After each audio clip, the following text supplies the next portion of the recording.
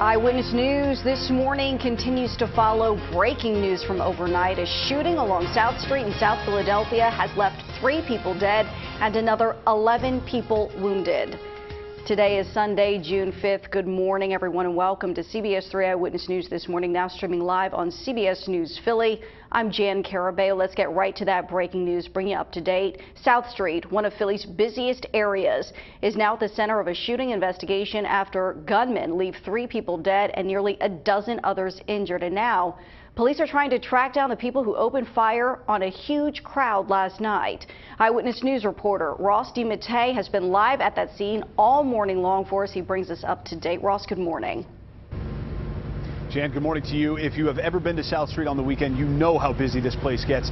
Picture hundreds of people lining this block, either enjoying a late night drink or snack, and until shots rang out, and we're talking dozens of shots that were fired here. I want to show you what we've been able to see closer behind us. A couple gunshots in that window are actually older, at least according to some of the neighbors that live around here, but they believe that the one above the window is from last night's shooting that scared so many people in this area and hit 14 people, killing 3 of them on site. Let's recap exactly what happened here. Philadelphia police estimating that hundreds of people were on this 200 block of South Street when the shots rang out. They said there were patrol officers in this area who heard those shots and then responded, including at least one officer who witnessed the shooting firsthand. They say that officer was about 10 to 15 yards away from one of the shooters as they started firing into the crowd. So that officer then engaged the shooter and started firing at them. Now, they're not sure if the active shooter was hit, but they believe that the officer did enough to get that gunman to drop their weapon. Police say they recovered 2 handguns in total, including one with an extended magazine, but not before 14 people were shot, including 3 who were pronounced dead after arriving at local hospitals with multiple gunshot wounds. Police are optimistic, though, that they will be able to find the shooters responsible. South Street is known for being a corridor for entertainment. There are numerous eating establishments, drinking establishments, and businesses throughout the entire area of the 200 and 300 block of South Street. There are numerous cameras. We expect to be able to gather a lot of video surveillance footage from these cameras as this investigation proceeds.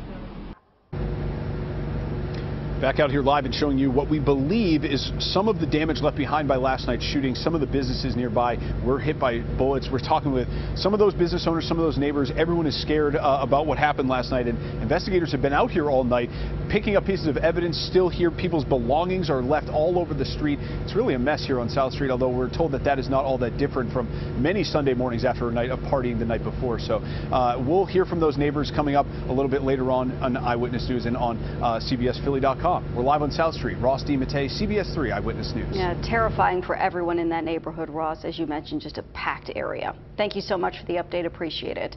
Eyewitness News is keeping you up to date minute by minute on this ongoing breaking shooting investigation. We'll let you know the latest on air and online at CBS Philly. CBSPhilly.com. Well, since this horrific mass shooting inside of an elementary school in Uvalde, Texas on May 24th, there have been at least 23 mass shootings in the U.S. That's according to the Gun Violence Archive, which defines a mass shooting as a shooting that leaves at least 4 people dead or wounded, not including the shooter. At least 3 mass shootings happened within the last 48 hours all across the country. Cole Higgins picks up that part of the story.